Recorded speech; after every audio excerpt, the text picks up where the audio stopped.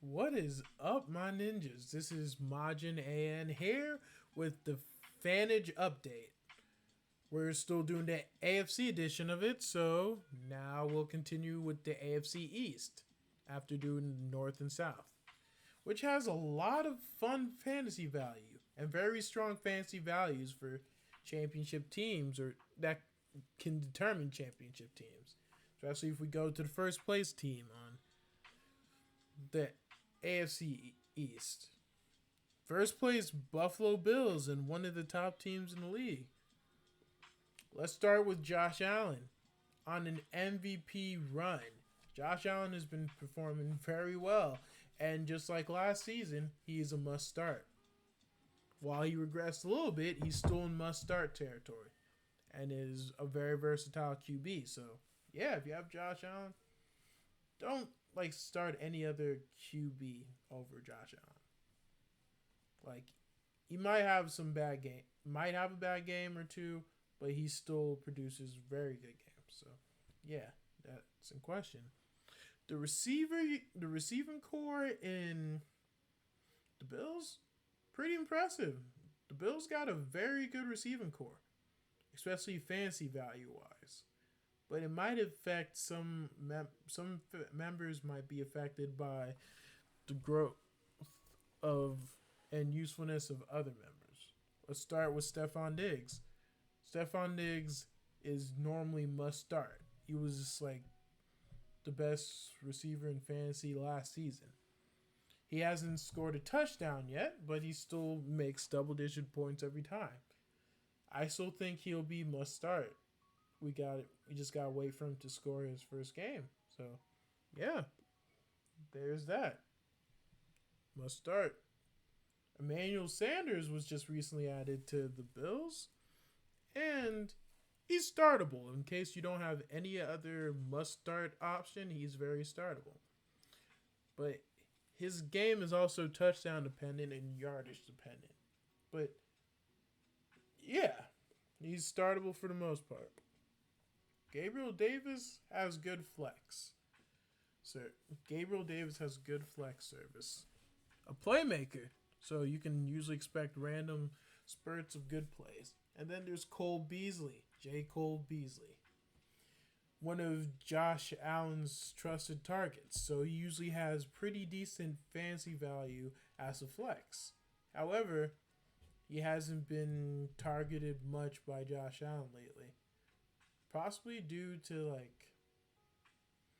all of the new additions, especially Emmanuel Sanders, and the fact that they've just been completely overwhelming and dominating their team enough to use Cole Beasley. So if you have Cole Beasley in your fantasy team, don't worry. He will probably pick up steam soon once the Bills face off against harder teams.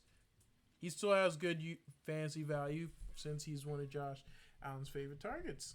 And the tight end department. Ooh, they have a must start there in the tight end department in Dawson Knox. Dawson Knox has just entered must start territory for tight ends. Or maybe is in must start territory right now and is just must startable.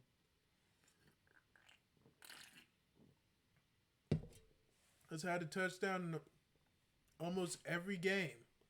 Even had a 100-yard performance against the Chiefs last week.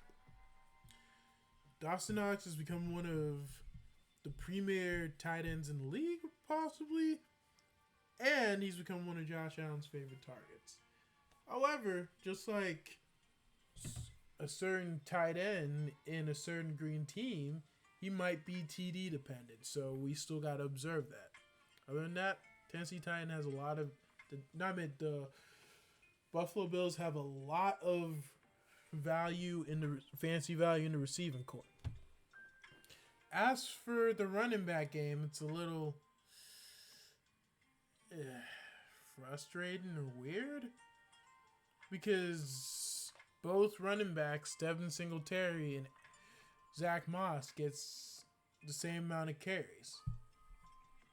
Devin Singletary is normally better with yardage, but not this season. Moss, however, seems to be the one that's creeping out his shadow of the timeshare, and is getting more touches than Devin Singletary. So you can have, if you have both of them at the same team or one.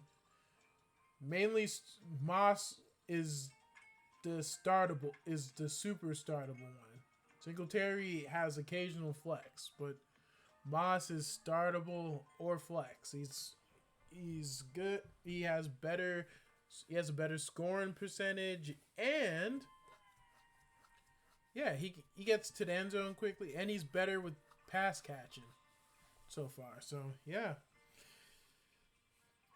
just stay clear from both of them if you don't have to, but if you do, get Moss over Singletary, and if you end up getting both, use Singletary as a backup and start Zach Moss. So yeah. As for the defense, must start. It is the must start defense of this season. They are the best defense in the league. So yeah, it's a really good fantasy value for them. The Bills have a lot of the highest fantasy value. Now we go to the Kings of the East. Well, the former Kings of the East. It seems like the Belichick era might be ending sooner than we thought. But let's go to the fantasy value of the New England Patriots in their second year without Tom Brady.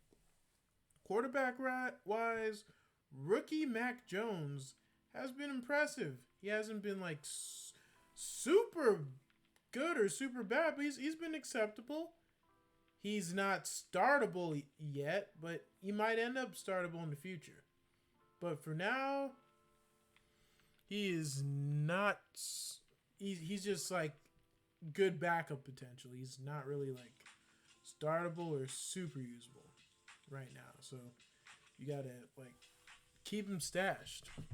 As for the receiving core, not the strongest Patriots receiving core, but it's as decent fantasy value. Nelson Aguilar and Kendrick Bourne's fantasy value fluctuates from flex to occasional startable, maybe even like doable. However, the most consistent receiver and Mac Jones' favorite target and the wide receiver that like stepped up is third-year receiver Jacoby Myers. He has had some pretty good points and catches. He's been Mac Jones' favorite target and possibly the lead receiver of the Patriots. Nelson Aguilar and Kendrick Bourne both have decent fantasy point too, but it's Jacoby Myers is one to keep an eye on. The tight end situation is actually not that bad. Hunter Henry has a good amount of fantasy usage, so yeah, you can work with that. As for Jonnu Smith, also has some decent usage, but he's red zone dependent, unlike Hunter Henry, so it's just that. As in the running game, this is both the most impressive yet frustrating part of the Patriots. The Patriots should have a good running game by picture. James White, Damon Harris, very good. But James White is out for the rest of the season. But when he's not out, very great for PPR leagues. He is high flex territory. And if you don't have like a super good starter, he's starter territory. As is Damian Harris. But the thing is, while Damian Harris can score you points, he can score touchdowns. He's a really good player, and he's a very good fantasy running back. However, his issue with ball security is another thing. He's lost the ball several times this season in very crucial drives for the Patriots, which put him in the doghouse for Bill Belichick, and I'm not surprised, frankly. His fantasy usage is at jeopardy. Even if he recovers from the chest an issue. Is just it is at jeopardy right now. So you need to keep an eye on the Patriots running back situation, especially look at Ramondre Stevenson and Brandon Bolden. But yeah, it's not the best situation. It is. Keep an eye on that. Keep an eye on that. So yeah. As for the defense, must start. The Patriots defense is very startable and very strong, so you can rely on the Patriots defense. Except on certain matchups, and their run defense has gotten a little weaker. But yeah, the Patriots defense is strong enough, so you can work with that. Next is the Miami Dolphins. From a awesome season last season to a shit show right now. Dolphins have valuable fantasy players, but the problem is they're not being used to their value or to their potential due to certain events. Now, first we start with the quarterback, Tua Tagovailoa. He has had a good start in the season. He did very well against, I forgot who they played the first game, but he did well. He didn't really turn over the ball that much, and he made big plays. So he seems like he's grown as a QB and going to become fantasy relevant once he gets healthier again. But it's too soon. It's too soon to say it at all. But yeah, he's going to be really capable. He's going to be like a backup if you need him, but if he lives up to his expectations, probably on flirting with the must-start territory, and is in the starter territory. Now we go to the receiver core. We go to the wide receiver core. Not the best look right now, due to Jacoby Brissett. Oh yeah, I need to talk about that because Tua was injured. Jacoby Brissett had to take over, and Brissett has had mixed results. He's been doing decent for himself fantasy, but he hasn't really entered startable territory. He's like a backup or streamer. Now back to the wide receivers. The receivers of the Dolphins are in a confusing place, especially Devontae Parker, the lead receiver of the Dolphins, who's been like, what? Being replaced? Yeah, Devontae, due to the free agency signing of Will Fuller and the drafting of Jalen Waddle. However, Devontae Parker should not worry about his place in the team because he's still considered the lead receiver with the most fantasy value. He's had the most successful fantasy points of this receiving core, even when banged up and injured. And yeah, Will Fuller, stay away until Tua fully returns or the receiving situation's good. He's injured right now, but that's the issue. He's always constantly injured. So yeah, stay away from that. And his hasn't been utilized for the deep game, but Jacoby Brissett. Jalen Waddle hasn't had much super usage, but he has been targeted and has made some catches. I can say is keep an eye on Waddle. Keep an eye on him. As for running backs, it's underwhelming. Myles Gaskin had a really good season last season, but it's just he hasn't produced the same results. But on the receiving game, he's improved a lot. So yeah, it's Myles Gaskin has some fancy usage. He will be startable on occasion, but not too much startable. But he will be useful. Now to Malcolm Brown also has some decent flex usage, but now back to the defense. It's startable, but it's not like a surefire startable. They have some of the best DBs in the league when healthy, but yeah, it's you got to work with it. It's not super bad, but it's not like great either. So yeah. Now we're on to the last. The Jets. The shittiest team in the AFC East for a good reason. The organization's horrible. So much is wrong with it. But yeah, now let's get to Zach Wilson. Zach Wilson, absolutely not startable. If you're desperate, just keep him in your stash or just stream him. Zach Wilson is a rookie QB in a very difficult situation that we're not sure he can handle.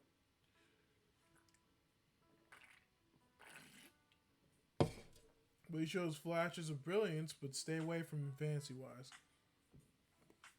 As for the receivers, the only fancy relevant receiver right now, or two, are Corey Davis and Jamison Crowder as usual.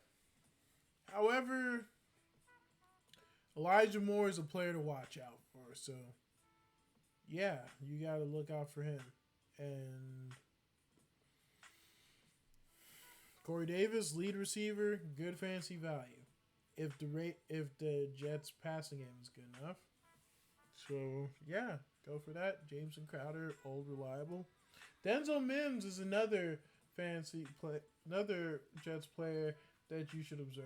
He might get traded, or he might get what he is owed in playing time, making him a useful fantasy asset.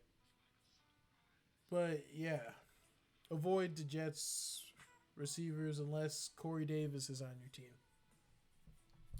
The running back situation, also not so fun because there's splitting time between each of their running backs. Tevin Coleman, Ty Johnson, and Michael Carter.